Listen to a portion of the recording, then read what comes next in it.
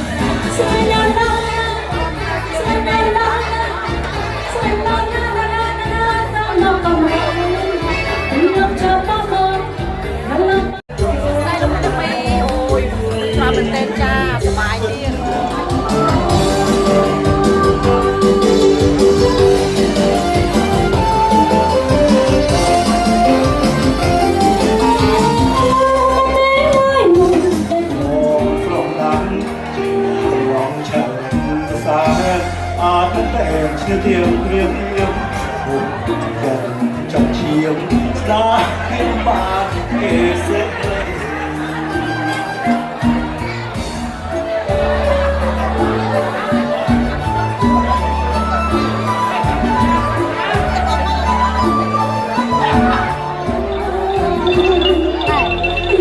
cho gia đình mình đi bởi vì không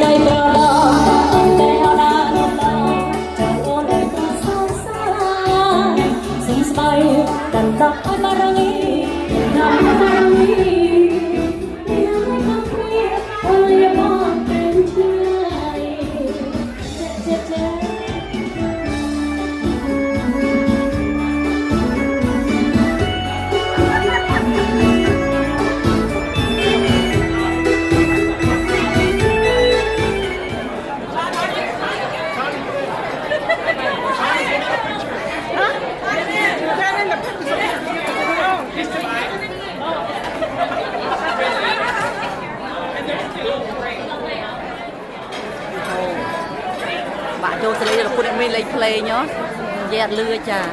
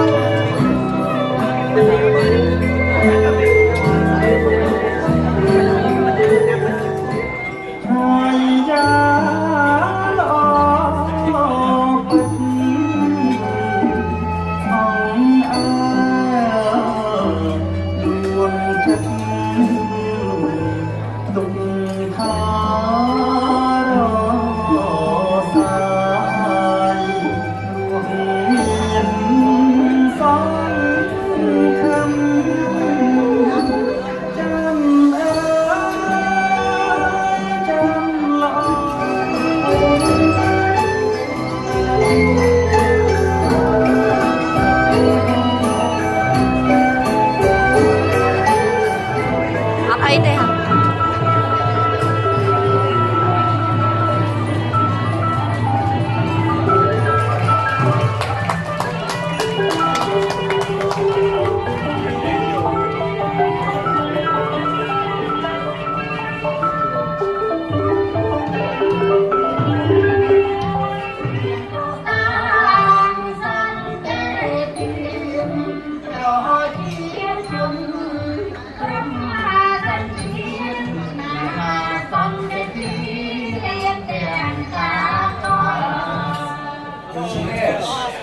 So the heads would have stayed with tails. That was practice. All right? Okay, so you're all in. Everybody's in. Nobody's out. That was only for practice. You're all in and you're all awesome. Here we go. Make your choice, heads or tails.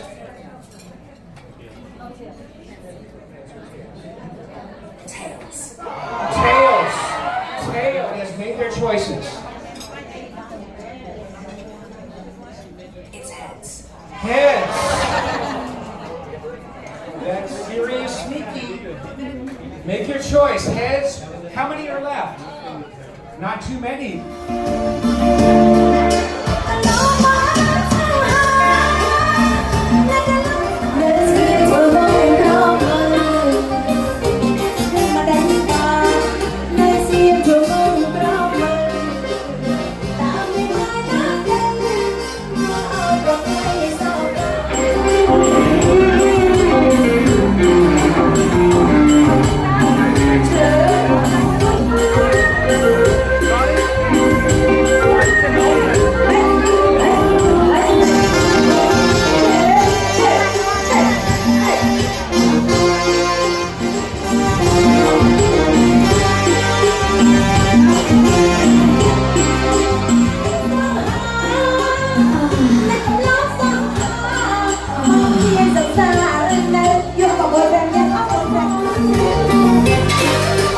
Come on.